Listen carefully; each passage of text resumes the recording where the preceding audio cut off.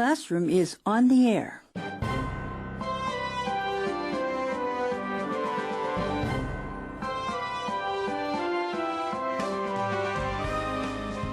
Join us in our advanced class today as we have another interesting article about pets.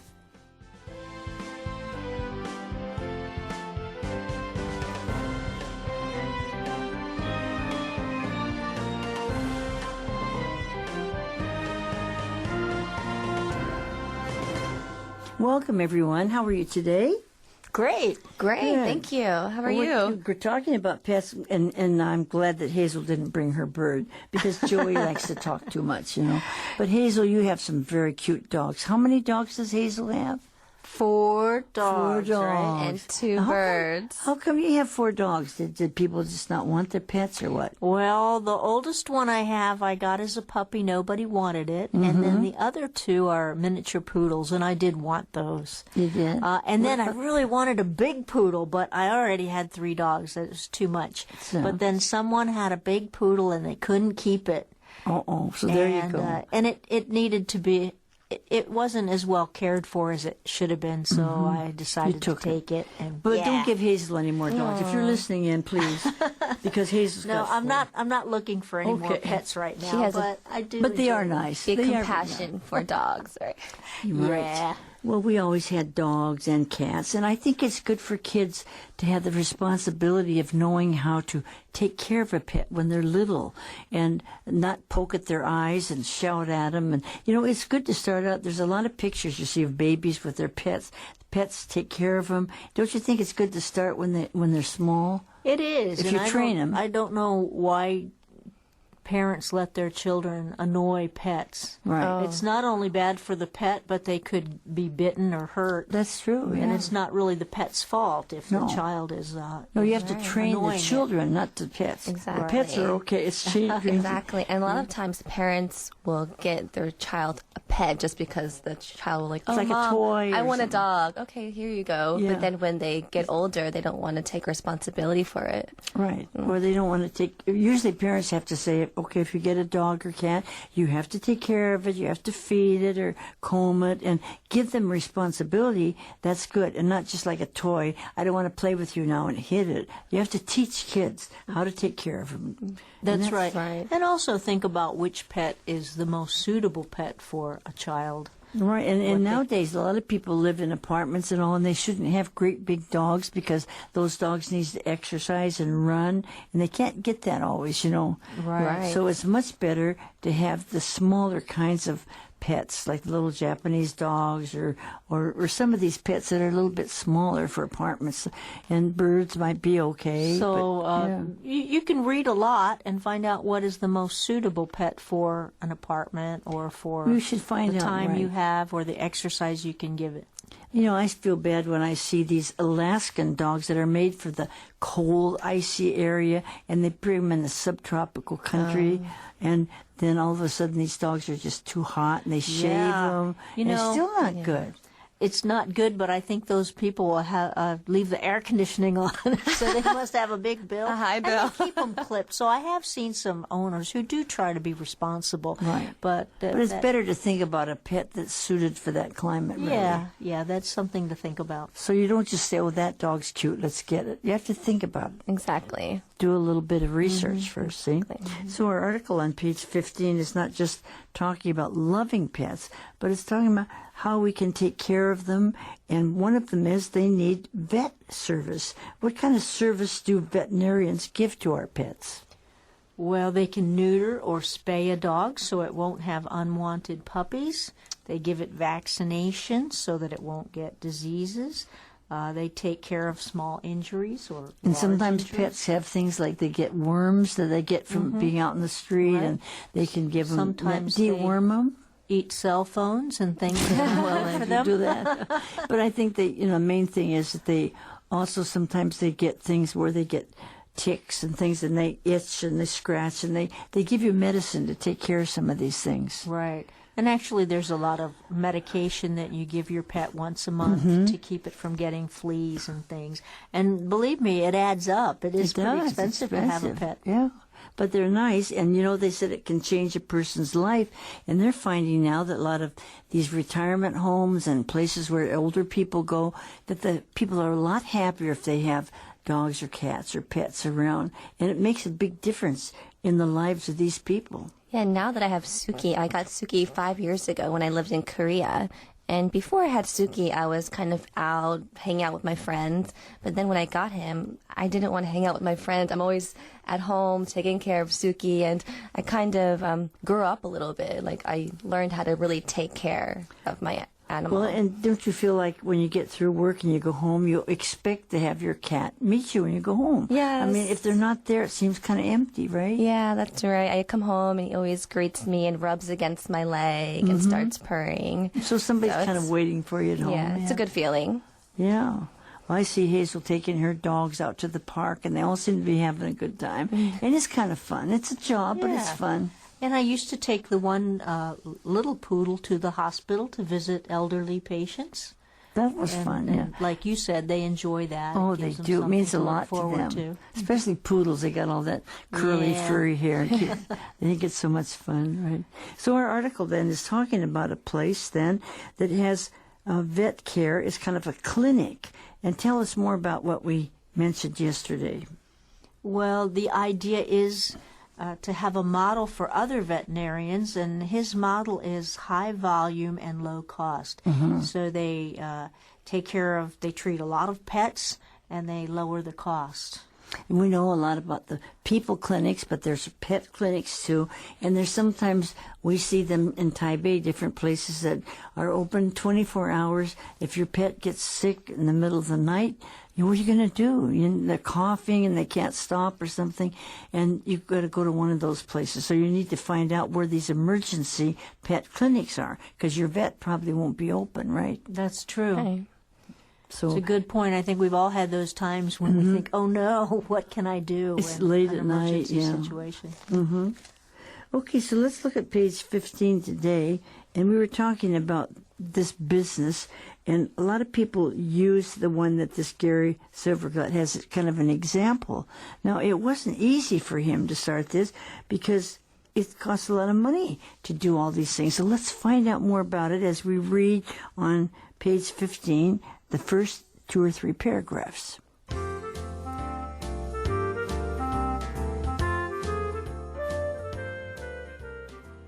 Building the business didn't come easy for Silverglatt. He estimates he's pumped several $1 million of his own money into his business over 13 years and continues to reap little financially. Silverglatt is not a veterinarian, but he has what he calls a natural passion for animals. Passion in action. When he and his wife Lisa moved to the rural area, they saw a tremendous number of abandoned animals. That's when the entrepreneur decided that he and his wife needed to take action. We kept a lot of the abandoned animals at first, but then we realized we couldn't keep 27 animals and we needed to start a business to fix this, he said. So even though we started our business rescuing animals, we figured out we could save even more animals by offering low prices for veterinary services. Once people learned that they could get the same quality at much less cost, they kept coming and coming.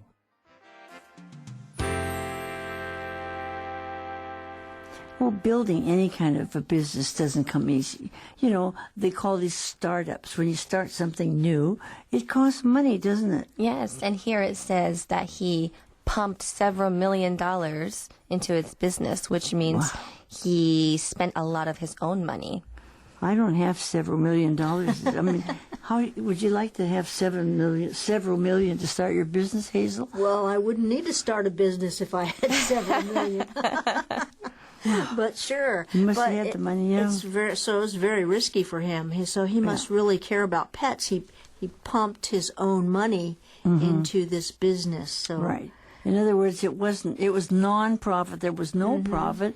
In fact, he was putting the money of his own money into it because it wasn't paying off, right? But he still did it. And that wasn't right away. It took over 13 years and continuous. Well, he's not even a vet. Right, he's not a veterinarian, but Wow. he has such a passion for animals that Right. he It decided. is good. With people that have this passion for animals, they've done things to have shelters for the stray dogs and cats in many cities around the world. And what do people do that have a passion for animals? They try to protect the wildlife, and they do a lot of things. Sure, they try to help them because we know that the animals can't help themselves. In the wild, animals take care of themselves. But of course, when we want them as pets, they can't. But even in do the that. wild, they have to take care of them so people don't go out and shoot all the elephants and the tigers. They and do. the, Yeah. That's true. So if you have a passion for animals, you want to try to save them, whether they're wild or tame, right? Right. That's right. Yeah. So this man, he cares about them, and I think that's good. And there's a picture of him over here on page 15. You can see what he looks like.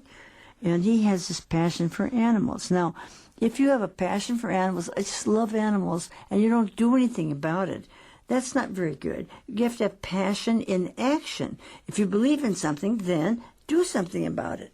Yeah, I agree. And actually, I really like reading articles like this because this is something I've always dreamed of doing ever since I was a young girl because I've always had a natural passion for animals. But if I myself had millions and millions of dollars, this is something I that don't I think would you do. make it, though, in that way. Not working in a studio classroom. Right? But, it's really good that people put their money together and donate and help.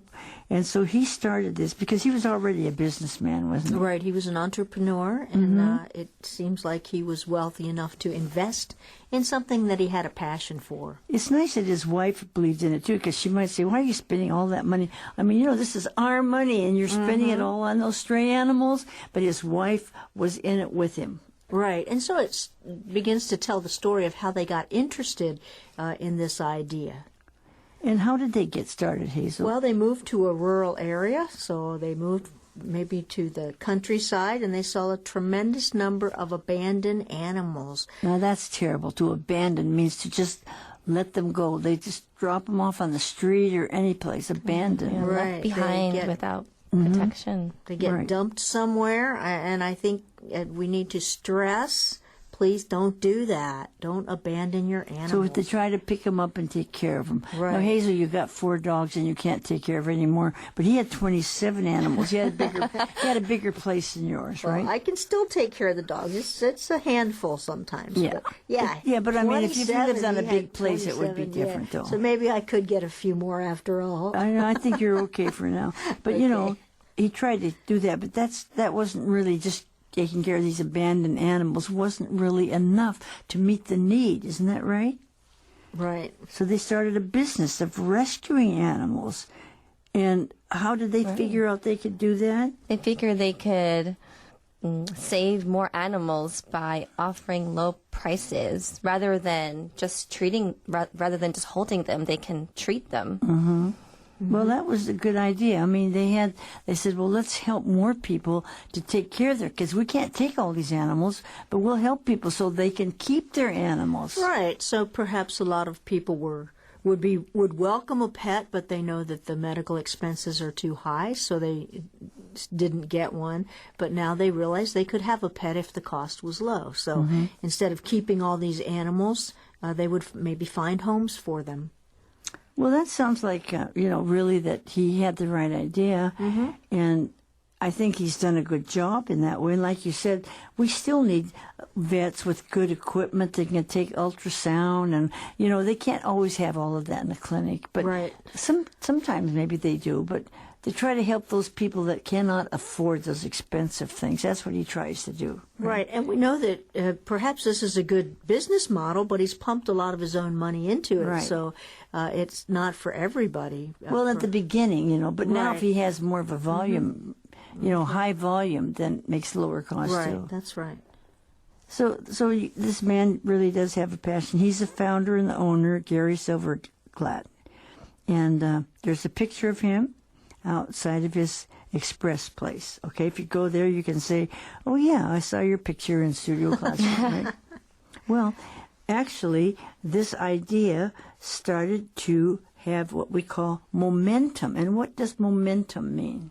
Grows and grows. Grows fast, yeah, more and more and more. Right, the foresight gives some energy. Yeah, I it guess. goes faster. It gets growing and growing. So let's find out. We could call this traction or momentum. And it's got started, and it took off, and it grew. Let's read the second paragraph on page 15.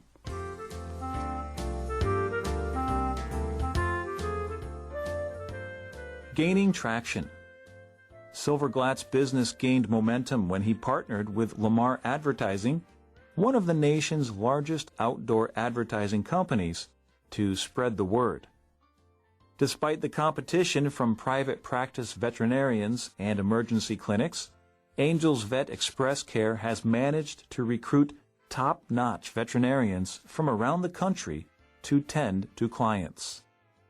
The clinic operates with 5 full-time veterinarians, 2 part-time veterinarians, a support staff of 30, and a handful of volunteers. Angel's Vet Express Care's departure from the traditional veterinary clinic model has resulted in clients bringing in about 60,000 animals annually. On any given day, Silverglatt said, there are about 50 cars in the clinic's parking lot, representing all demographic levels. It's difficult to pull it off, Silverglatt said of his business model. It takes a big personal investment, partnerships within the community, and special pricing from veterinary drug manufacturers to make it work. But in the end, we figured we could do more for the animals by treating them rather than holding them.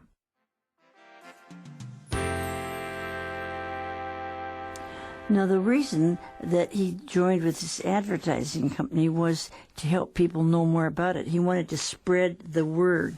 Now, what do advertising companies really do for you? Well, they let people know you're in business and that you want customers or that they have a product that you want. Chinese would say 知名度. People know about what they are. And this is good. And now, if something is good, it can spread the word from one person to another. They tell their friends. But if you really want to, then you got to get it on the web or the internet or the advertising agencies. So he joined together. He partnered with this advertising agency.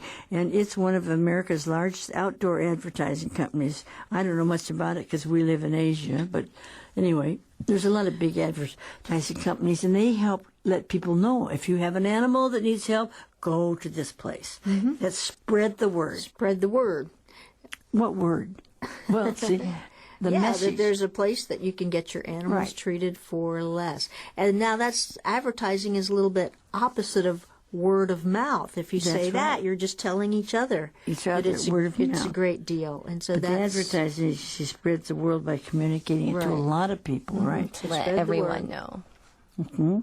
So they did join together with them, and that helped him quite a bit because otherwise people might not know about this place. They don't know. How are they going to know? right. So that really helped. But they did have a little competition from these private practice veterinarian agencies because they want to get good vets, but sometimes maybe they couldn't pay as high salaries as these high, top-notch companies. Well, maybe not, but they've managed to recruit top-notch veterinarians. So top-notch is very well qualified. The ileo, the number one from around the world, from around the country, and they take care of them. They tend to their clients. They take care of them. Right. If you tend to something, you can tend to business. You take care of it. Well, this clinic has 5 full-time vets. That's quite a few, isn't it? Yes, it is. And some part-time ones. And then they have a lot of other support staff that registers them or whatever they have to do some of these jobs. Deworm them. Appointments, maybe keeps files on the Well, maybe they have clients. to do things like, give them shots and things. They might not be a vet, but yeah. So they got quite a big thing going there, don't they? Right. Clean up after the dogs. A lot of cleaning to do. Yeah, and know. take the telephone calls and make the appointments and that kind of stuff. Exactly. Yeah. But they are not like the regular vet clinics. So their departure from means that they go away from. They're different than the traditional models. And it says that they bring in at least 60,000. Now, yesterday it said over here on page 14 that they treat about 100,000 animals. I wonder why there's a difference there. Yeah, and I'm not sure, but maybe some people come and get the medication so that they could treat their animals at home. Well, I that's know, true, yeah. For deworming, I just go to the hospital, the That's veterinarian, true. and get the medicine, and I treat my dogs at home. So it could be that they supply medicines and things for Well, them. and maybe they have some others. regular clients that come in for certain things, and others just come in for emergencies or Right, something. So maybe 100,000 might come in, but their regular clients are 60. I don't know why there's a difference there, but we didn't write the article. I'm just trying to teach it. But anyway, that's a lot of animals. Right. Either way, it's a lot. it's a lot of animals. And we see that any given day, you might look out and see 50 cars in the parking lot. I like that expression, any given day. Yeah. We use that sometimes when we're writing about just say any day or any time that you mention that there'll be people there. Monday to Friday to Saturday, there'll be people there. So it's a more interesting way than to write on average. Right. There's 50 cars. That's true. Yeah. On any given day, yeah. Big parking lot. 50 cars. That's a pretty big parking lot, right? And you can tell, so they may have 10 veterinarians, but still, if you've got 50 clients, that's That's a lot, yeah. that might be waiting. Well, and the around. people that come there, there's a lot of poorer people, that's true. But there's other people that would go there too. So it's people from all demographic levels. What are demographic levels? Demographic is just the study of the population based on age, race, and money sex, and sex, et cetera. salaries. Right. So there might be poor people and rich people and, business people and housewives, any kind of Right. people. Yeah. So it represents all kinds of people that come there. That's right. They don't just say just all the poor people go there either, Right. because it's a very good service and a lot of people go there. Yes. Well, do you think that that's easy to do something like that, Hazel? Well, no, we see in the next paragraph it's difficult to pull it off. To pull something off is to make something happen, to make something to be successful. Right. It takes a lot of personal investment and partnership like he did with this advertising company. And what else? And The special pricing, they asked the vets, we're a nonprofit, can we have a different price for our medicine? Because the Right. medicine costs a lot too for vets. That's exactly right. So the drug companies perhaps partner with them and make the price less, give them a discount. And in the end, they decided they could do more for the animals by helping them instead of holding them. In other words, we can't take in all the stray animals and have a big farm for them, but we can help people take care of their vets. So that's his philosophy. Right, and the pet owners are happier, the pets are happier, everybody's happier, we hope. So they pulled it off. They made it work. yes. They pulled it off. And it says over here that there's a picture over here. Let's read what it says under the picture, Silverglass Best Fan. Would you like to read some of that? Okay, I'll read some of it. Kathy Turner, an animal control officer in Cameron, Missouri, is one of Silverglass's biggest fans. Thanks to affordable care she can obtain for the dogs she uses in the Missouri Department of Corrections. Puppies for Parole program. That's interesting, isn't it?